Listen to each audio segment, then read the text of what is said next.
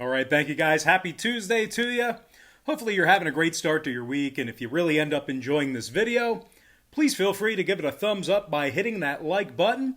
And if you haven't already joined the Brock Page delegation, please feel free to do that right now by tapping that subscribe button below. And with that, guys, we're going to go ahead and dive into some bowl week action. And we're going to start off with the Cheez-It Bowl, where the Cowboys of Oklahoma State take on the Miami Hurricanes, 5:30 p.m. Eastern start time on Tuesday, December 29th. I wonder if the coach gets doused with Cheez-Its if he wins. Kind of like the Potato Bowl where they doused him with French fries. But anyway, the Oklahoma State Cowboys are -1.5, total 62 juice to the under. We're 4-1 in our last 5 college football tier package picks on patreon.com/BrockPage.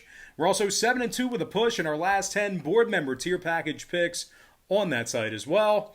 We currently have a community of over 775 handicappers who are signed up and active on that page.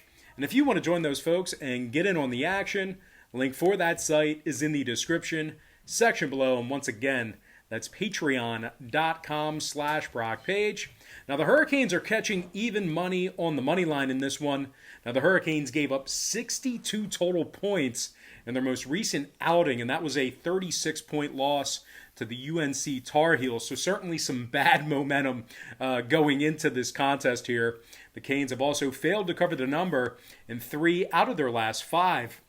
And they also give up over 180 yards a game on the ground. Now, they're taking on an Oklahoma State squad who destroyed Baylor 42-3 in their last outing themselves. The Cowboys have also won 2 out of their last 3, and that includes a 50-point effort against Texas Tech. Now, the Oklahoma State Cowboys are giving up just 22 points per contest, and they're allowing just 205 yards passing per game. They've been very stout defensively. Now, Amen Obanbamiga has 76 total tackles on the season, 2.5 sacks and 3 forced fumbles. Meanwhile, linebacker Calvin Bundage also has 6.5 sacks on the year himself, 2 forced fumbles, and 4 PBUs for the senior. The Cowboys, they also gave up just 19 points per contest away from their home field this season, just 177 yards a game through the air in that same category. And when it comes to the total on this one, Oklahoma State's 4-1 to the under in their last 5, 80% to the under away from their home field. Meanwhile, the Canes saw 3 out of their last 4 stay under the line themselves, of course, throwing out that North Carolina debacle. Give me the Oklahoma State Cowboys -1.5 and the under 62. Before we go, kind of weird there, because I picked like literally almost a full slate of underdogs in the NBA today. And now we're starting off with some chalk here. But anyway, before we go ahead and move on, just want to take a quick time out and welcome you to the video. Got some lines and personal leans out for college football. It's actually week 18, although I think they just stopped numbering them and they call them bowl weeks. But anyway, before we dive into some more free content right here on YouTube, just got to quickly remind you once again that we are 4-1 in our last 5 college football tier package picks on patreon.com/BrockPage. We're also 7-2 with a push in our last 10 board member tier package picks on that site as well. And just remember, guys, when you sign up for a membership on Patreon, you actually get access to all the lesser expensive memberships absolutely free. No, you did not mishear me. I didn't make a mistake. When you sign up for one of my memberships on Patreon, you instantly get access to all the lesser expensive tiers absolutely free. So the cheaper memberships are actually included with your purchase. And for those who are wondering what the differences between my free picks here on YouTube and my Patreon site, what I do on Patreon is I make life a lot easier for you as I break down the daily card and focus in on just 3 to 4 premium selections per day versus handicapping every single game on the slate, side and total, and you got to figure out where my money's at. I let you know where it's at on Patreon. They're my personal plays, games that I personally have action on. And I'll tell you this much, I'm having a lot more success betting on games that way in smaller sample sizes versus wagering on every single game on the slate and bowl week, side and total, like I do with my free leans here on YouTube. There is a tutorial video right now on the Patreon homepage that shows you how to easily navigate the site.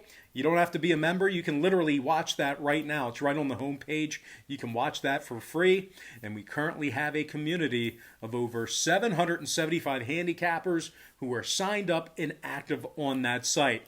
So if you want to join those folks and get in on the action, I'd love to have you. I strongly recommend it. I think it's a great idea for you. And link for that site is in the description section below. And once again, that's patreon.com/BrockPage. And moving on, we're going to take a look at the Alamo Bowl, Colorado versus Texas, 9 p.m. Eastern kickoff on December 29th in San Antonio. That is a Tuesday night game. The Texas Longhorns are -7 with a total at 65 flat.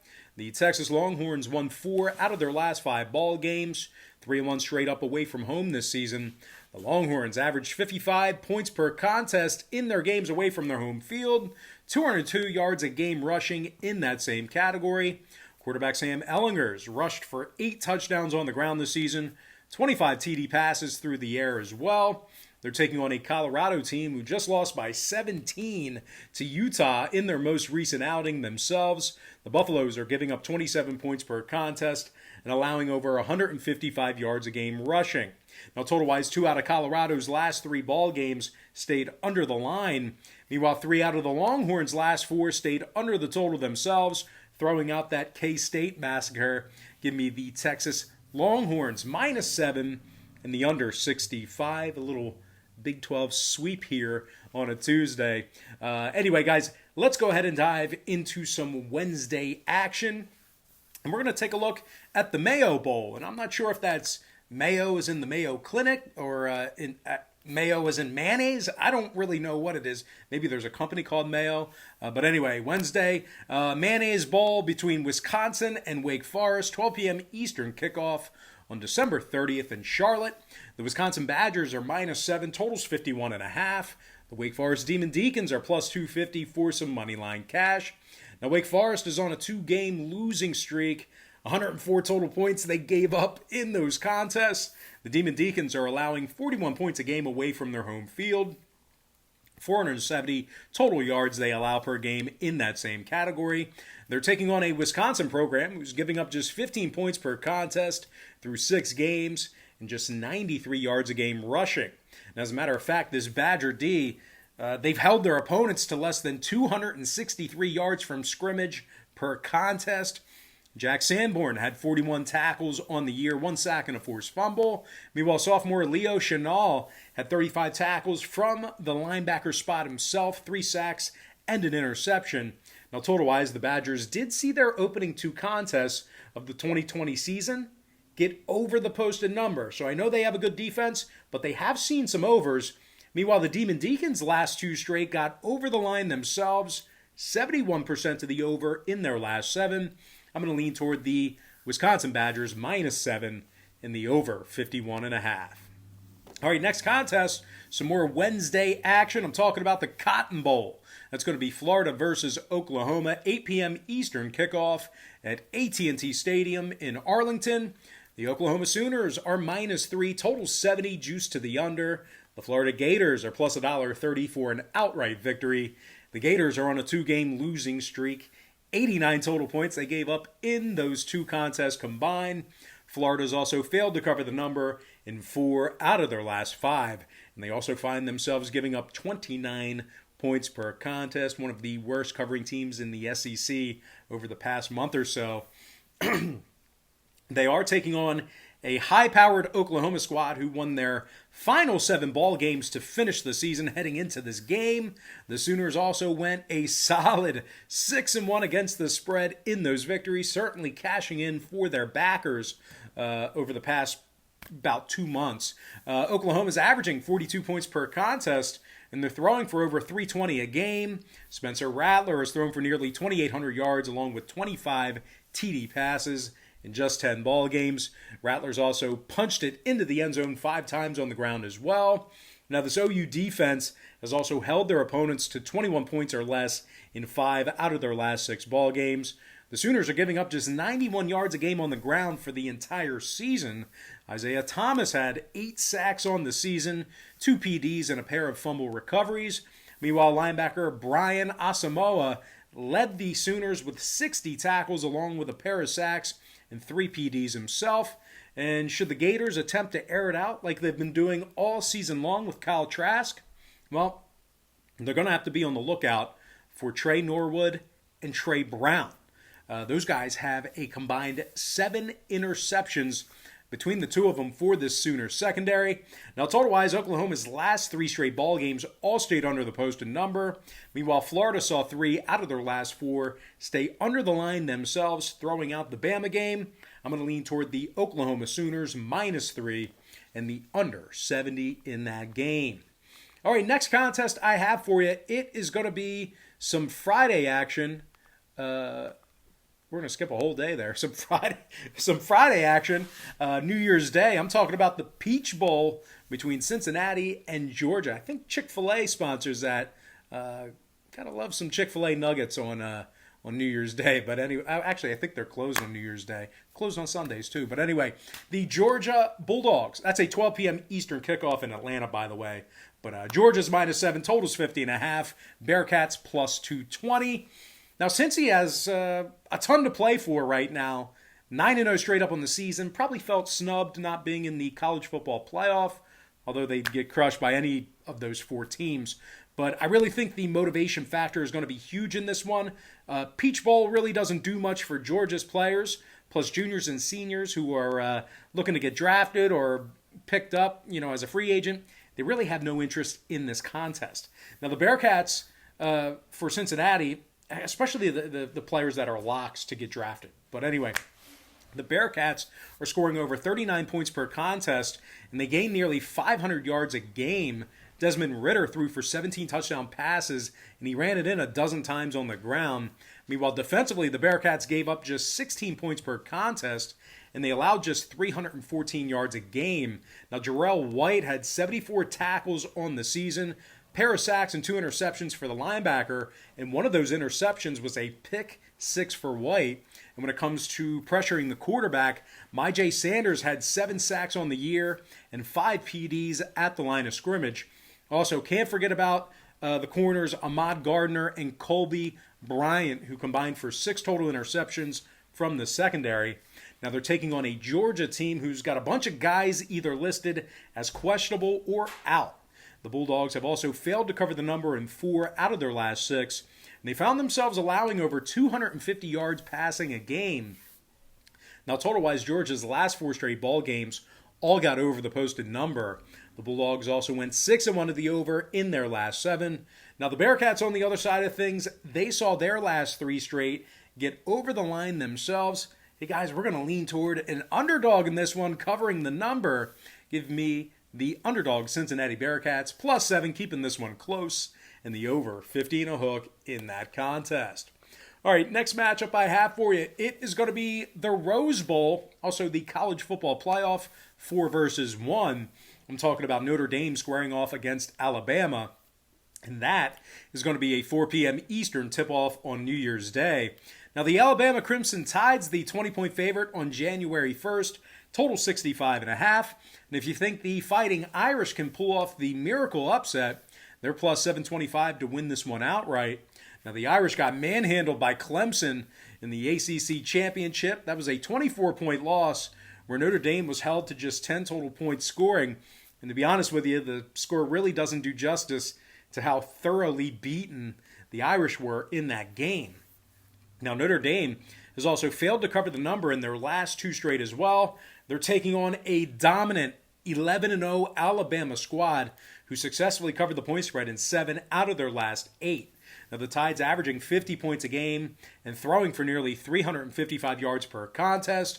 Mac Jones has been awesome. He's completing a ridiculous 77% of his passes for over 3,700 yards and 32 touchdowns. Devontae Smith has caught 98 balls for over 1,500 yards and 17 touchdown receptions. Smith averaged over 15 yards a catch and 137 yards receiving a game. Meanwhile, running back Najee Harris has rushed for nearly 1,300 yards on the ground, along with an absurd 24 rushing TDs.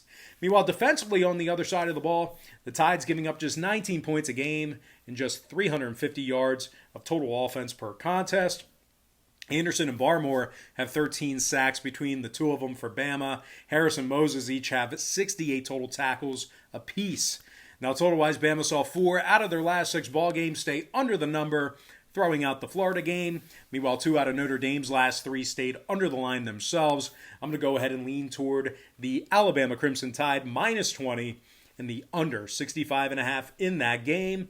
And with that, guys, we're going to dive into our next and final matchup for the show. I know we got a bunch of Saturday action on the second, but we're going to just kind of cut it off right here with the second playoff game. I'm talking about the Sugar Bowl on New Year's Day. Once again, it's another college football playoff game. I'm talking about number 3 Ohio State versus number 2 Clemson. That's going to be an 8 p.m. Eastern kickoff at the Superdome in New Orleans. The Clemson Tigers are minus 7, total 66.5. Now, the Tigers have gone through their fair share of adversity this season. Bunch of COVID issues, suffered a loss earlier in the year with their backup quarterback. Trevor Lawrence out for a couple of weeks with the vid. A lot of adverse things that they had to power through to make them a stronger team. Meanwhile, the Buckeyes on the other side, no fault of their own, but they struggled just to get on the field. They only played 6 games this season, and they ended up beating the likes of Nebraska, Penn State, and Rutgers. So really unchallenged and just not a whole lot of experience. They just haven't played a lot of games. And once again, they're 5 games behind Clemson in the experience department this season. It's a real tough spot for these Ohio State players to be in. So it would certainly be a great cover, a great victory for them if they could get the job done.